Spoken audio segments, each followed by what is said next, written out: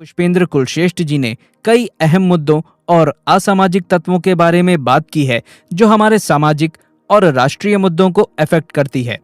इसके अलावा पुष्पेंद्र कुलश्रेष्ठ जी ने कई अन्य मुद्दों पर भी बात की है जिसे आज के सभी युवा को जानना तथा समझना अत्यंत आवश्यक है। इसलिए वीडियो को लाइक एवं शेयर करने के साथ जागरूकता के इस अभियान में आप अपना महत्वपूर्ण योगदान अवश्य दें। तो चलिए सुनते हैं। एक भी मुसलमान कितना भी कट्टर हो और कितना भी लिबरल हो, इस मुल्क की हुकूमत को बेवकूफ बना सकते हो, गुमराह कर सकते हो, ब्लैकमेल कर सकते हो। इस मुल्क को बदनाम करने के लिए तुम यूएनओ जाते हो, जगह जगह इस्लामिक वर्ल्ड में भारत की बदनामी करते हो। मैं आपके सामने चंदौसी की इस धरती पे एक बात आपसे कह रहा हूं, जिस दिन भी इस मुल्क में एक भी मुसलमान, गरीब हो या अमीर हो, अच्छा हो या बुरा हो, जिसने भी पाकिस्तान और बांग्लादेश और अफगानिस्तान की नागरिकता के लिए आवेदन किया है, मैं मान जाऊंगा कि इस देश के अंदर मुसलमानों के साथ दोयम दर्जे का बर्ताव हो रहा है। इस देश के संसाधनों से लेकर के इस देश के संविधान में हजारों प्रोविजन किए गए हैं। इस देश के अंदर हजारों ऐसी नाजायज चीजें की गई हैं जो मुसलमानों को फायदा पहुंचाती हैं। सक्सेसिव सरकारों ने की है, विचारधारा के आधार पर नहीं की। उसके बावजूद भी, इसलिए मैं कह रहा हूं, जो भारत को बदनाम कर रहे हैं, जो भारत की सनातन संस्कृति पे धब्बा लगा रहे हैं, हमने 70 साल तक दंगाइयों को, जिहादियों को बर्दाश्त किया है। उसके बावजूद भी हमारे यहां मेजॉरिटी ने हथियार नहीं उठाया है। बार बार ये कह के मत डराया करो कि अगर मुसलमान को हमारे साथ ऐसा हुआ तो हमारी आवाज पाकिस्तान चली जाएगी। आवाज क्यों पाकिस्तान? चले जाओ, चले जाओ। और जो मुसलमान इतिहास नहीं पढ़ना चाहता, मैं फिर कह रहा हूं, जो मुसलमान ये कह रहा है वो भोला नहीं है, वो मक्कार है, वो दगाबाज है, वो गद्दार है। ये बात मैं इसलिए कहना चाहता हूं, आप भारत की सरकारों का विरोध करें, पूरी ताकत से करें, लेकिन भारत राष्ट्र को बदनाम करने के लिए, अपने मुसलमान होने के कारण पूरी दुनिया में बदनाम किसी को करने नहीं दिया जाएगा।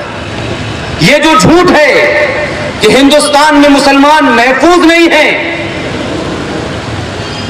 अगर सनातन के लोग 1% भी सनातनी हो गए, अभी तो 2014 में गलत बटन दबाया है आपने,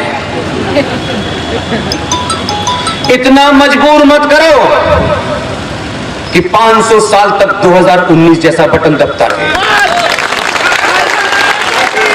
हम जो हैं हमें वही रहने दो। हम अगर इंटॉलरेंस नहीं बने तो हमारे मूल में डीएनए है। ये भारत के संविधान की वजह से भारत का हिंदू समाज, सनातनी समाज ऐसे नहीं है, टॉलरेंट नहीं है। हमारी डीएनए और मिट्टी के अंदर है कि हमने हजारों साल की सभ्यता में कोई ऐसी घटना बता दे कि हमने किसी के मुल्क को लूटा हो, हमने मुल्क में लूटने के बाद जो माल हो वो आपस में बांटा हो, हमने किसी की जमीन कब्जा की हो, हमने किसी को लोगों को यरगमाल बनाया हो। हमारे इतिहास में एक घटना ऐसी नहीं है। लेकिन हमारे सहन शक्ति, हमारे पेशेंस, हमारे तहम्मुल का अगर किसी ने गलत मतलब लगा दिया है, और ये डराने की परंपरा अगर ये सोची है कि ये डर गए हैं, मुझे तो किस बात का है, और ये शिकायत आप जैसे लोगों से है नहीं। आपको कौन डरा रहा है? कौन आपको डरा रहा है इस मुल्क के अंदर?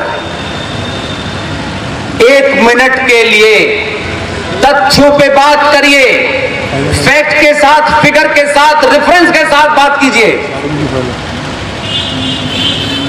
आपको इस देश में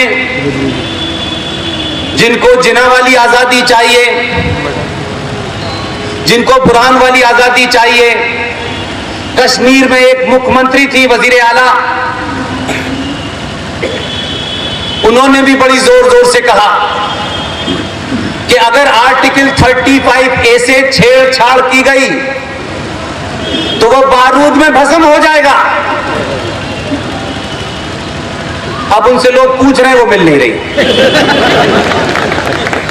कभी कभी जरूरी नहीं है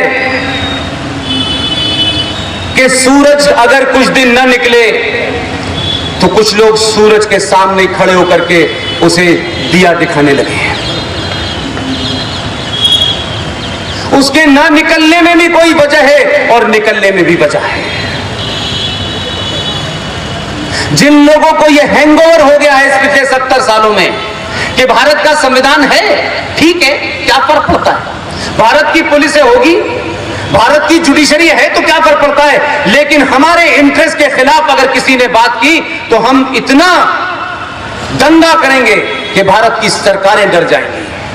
और इसी परंपरा के तहत दो घटनाओं का जो मैंने जिक्र किया है, यही कारण है कि बौने डरा रहे हैं आपको।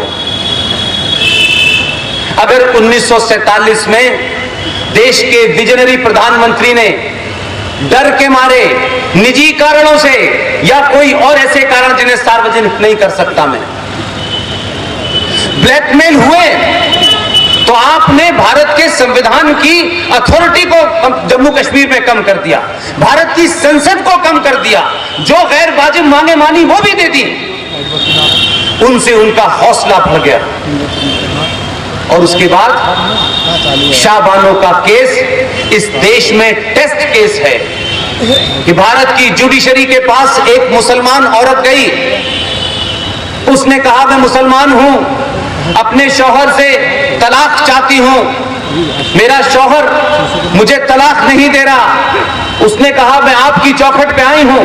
सुप्रीम कोर्ट ने कहा कि भारत के संविधान के तहत सुप्रीम कोर्ट में जो भी भारत का नागरिक है उसको यहां न्याय मांगने का अधिकार है। आप मुसलमान हैं, आप नहीं हैं, आप क्रिश्चियन हैं, आप पारसी हैं, ये भारत की जुडिशरी को इसका कोई लेना देना नहीं है। भारत की जुडिशरी, वो न्यायपालिका उन अधिकारों के तहत आपको फैसला देगी। भारत की जुडिशरी ने यह फैसला दिया कि इसके शौहर को इतना मुआवजा देना चाहिए। बात को जरा समझिए, मेरी बात को। इस फैसले को जो सुप्रीम कोर्ट ने दिया, पूरी बेंच ने दिया, एक वर्ग इस देश में पिछले 70 सालों से इतना मजबूत हो गया है कि उसने लोकसभा में आजाद भारत के बाद सबसे ज्यादा मेंबर ऑफ पार्लियामेंट थे 412 कांग्रेस पार्टी के, उस प्रधानमंत्री को दबाव में लेकर के पूरा फैसला पलटवा दिया। ये घटना इसलिए बता रहा हूं कि कुछ लोग ये समझ रहे हैं कि दिल्ली में अभी भी गांधी परिवार का कोई प्रधानमंत्री है। वो रात को यही समझते हैं, सुबह नजर कोई और आता है। कुछ लोगों की गलतफहमी बिल्कुल दूर हो जानी चाहिए। 2014 में जब वोट दिया गया तो कहा गया कि ये तो गुस्से का वोट है, ये तो एंटी इनकम्बेंसी का वोट है, और जिन लोगों ने वोट दिया उनको तरह तरह की गालियां दी गई। आपने देश ने जिसे प्रधानमंत्री बनाया उसे गालियां दी गई। लेकिन सबसे ज्यादा बर्दाश्त आपने किया। बहुत सारी शिकायतें थी आपको 2014 में, लेकिन देश उस वक्त उन ताकतों को जो सबसे ज्यादा झटका लगा है वो इस बात का लगा है, ये समाज तो प्याज की भाव बढ़ जाने पर सरकार गिरा देता है।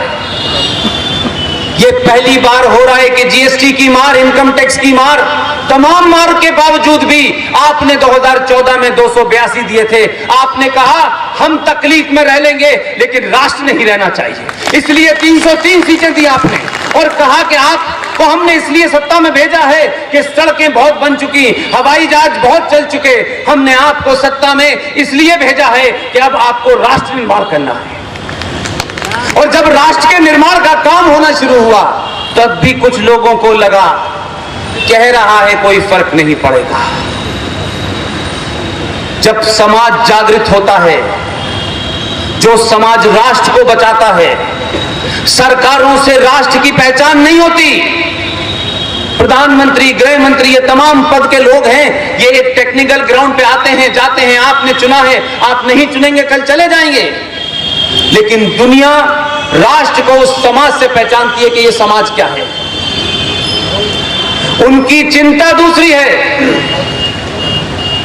2019 हुआ, पूरे देश में जो लोग घूम घूम करके कुछ बातों को बता रहे थे, उसमें से एक 35 डे है।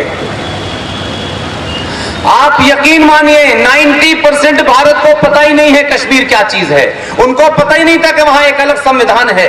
उनको पता ही नहीं था, शुरू के 7-8 साल तक वहां प्रधानमंत्री था। लोग सिर्फ कश्मीर जाते थे बर्फ देखने और चले आते थे।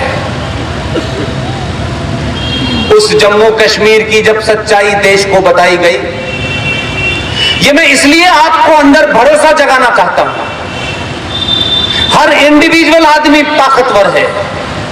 आप में सच कहने की शक्ति पैदा हो जाए, आपके अंदर से लालच, सत्ता का सुख और सत्ता में जाने की जो जल्दबाजी है इस देश के नागरिक को, वो जिस दिन भी आप दूर हो जाएंगे, आपसे बड़ा कोई न्यूक्लियर बम नहीं हो सकता। ये सत्ताएं डरेंगी और ये जानती हैं सत्ताएं कि समाज जिसके 5-5 साल बाद जाना है, अगर इसने गांठ बांध ली तो 2014 से 2019 पैदा कर सकता है, तो 24 में रोक न देखेगी। ये डर और ये विश्वास जब तक सत्ताओं को होता है, सत्ताएं कैसे काम करती हैं, इसी 35A के बारे में जब जगह जगह सवाल पूछे जाने लगे, चर्चाएं होने लगी, चाय खानों पे बात होने लगी और लोगों को पता चला, अरे 35A तो इतनी खतरनाक है कि भारत की धरती पे एक अलग देश बनाने की मांग पूरी करती है।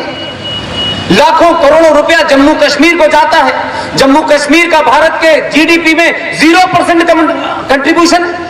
लाखों रुपया ये सरकार, वो सरकार, सारी सरकारें देती हैं। बदले में उसी जम्मू कश्मीर में हरियाणा का कोई गांव ऐसा नहीं है जिस गांव का बच्चा फौज में गया हो और कश्मीर में न मारा गया हो। अपने ही देश के लोग जो केंद्र सरकार के पैसे और मेरे आपके टैक्स से पलते हैं, वही सरकारें, वही हुर्रियत, वही आतंकवादी उस फौजी को मारते हैं, उसका मनोबल तोड़ते हैं। जो मां अपने बेटे को साबुत भेजती है बॉर्डर पर, हिंदुस्तान का इस्लामिक आतंकवाद जो कश्मीर में है उसे मार के चिथड़ों में भेज देता है, तब भी किसी ने बदला नहीं लिया। उसी जम्मू कश्मीर के अंदर पिछले 70 सालों में कमाल के काम हुए हैं।